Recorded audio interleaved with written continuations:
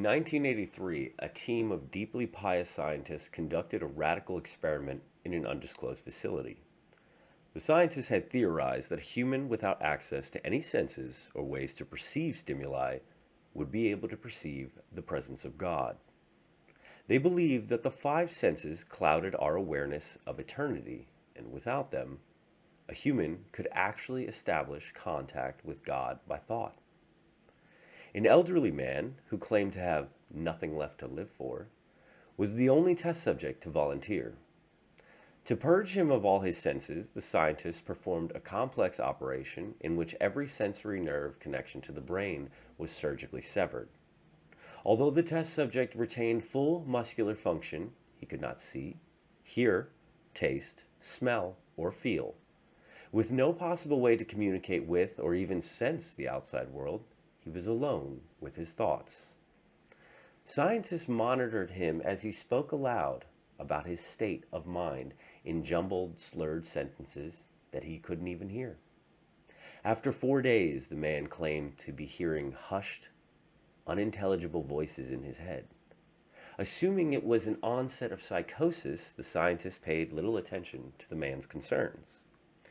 2 days later, the man cried that he could hear his dead wife speaking with him, and even more, he could communicate back. The scientists were intrigued, but were not convinced, until the subject started naming dead relatives of the scientists. He repeated personal information to the scientists that only their dead spouses and parents would have known. At this point, a sizable portion of the scientists left the study. After a week of conversing with the deceased through his thoughts, the subject became distressed, saying the voices were overwhelming.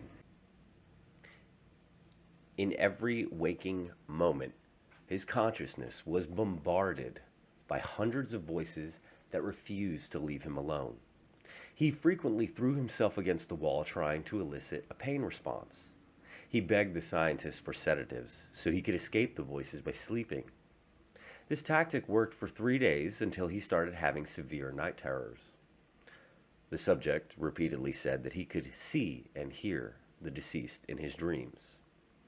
Only a day later, the subject began to scream and claw at his non-functional eyes, hoping to sense something in the physical world. The hysterical subject now said the voices of the dead were deafening and hostile, speaking of hell and the end of the world.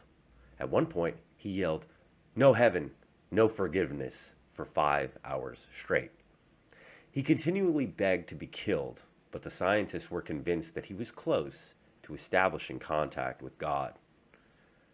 After another day, the subject could no longer form coherent sentences. Seemingly mad, he started to bite off chunks of flesh from his arm. The scientists rushed into the test chamber and restrained him to a table so he could not kill himself.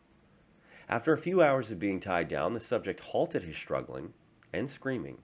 He stared blankly at the ceiling as teardrops silently streaked across his face. For 2 weeks, the subject had to be manually rehydrated due to his constant crying. Eventually, he turned his head and, despite his blindness, made focused eye contact with the scientist for the first time in the study. He whispered, "I have spoken with God, and he has abandoned us," and his vital signs stopped. There was no apparent cause of death. Again, that was Gateway of the Mind, written by an anonymous author. Hope you enjoyed.